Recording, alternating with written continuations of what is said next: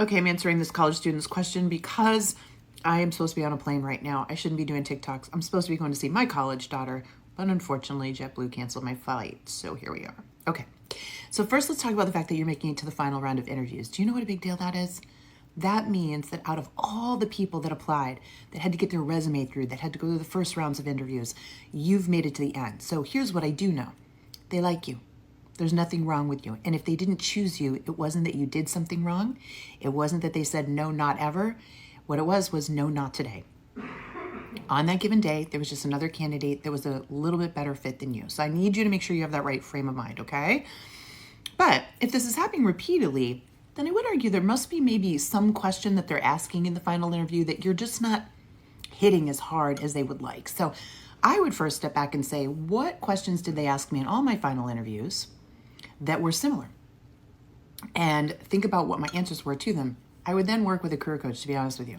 What I tend to find with college seniors, recent grads, when they get into interviews, they have a little bit of imposter syndrome and they don't want to oversell themselves, rightfully so. I don't believe in the fake it till you make it thing, but they tend to underplay themselves. And in that moment, if you think about it, they are the customer, the hiring manager, and they're buying a service from you that they're going to spend thousands of dollars on if they give you a salary, right? So in that moment, I don't need you to be cocky or overconfident, but I do need you to be clear and know your value. And if you follow me here, you know I talk about your unique value add all the time. So I'm starting to wonder that in the final stage, if you got a little nervous, whereas you might have appeared more confident in the earlier interviews, when you got to that final interview, you got a little, I don't want to blow this, and you pulled back.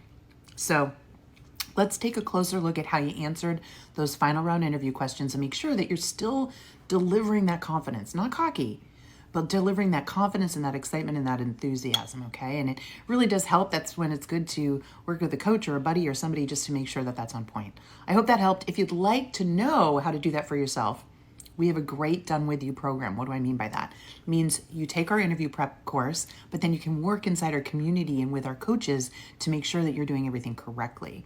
And if you'd like to test that out for free so that you can even see if it works for you, that's why we have a 7-day free trial over at the company nobody's ever heard of called Work It Daily.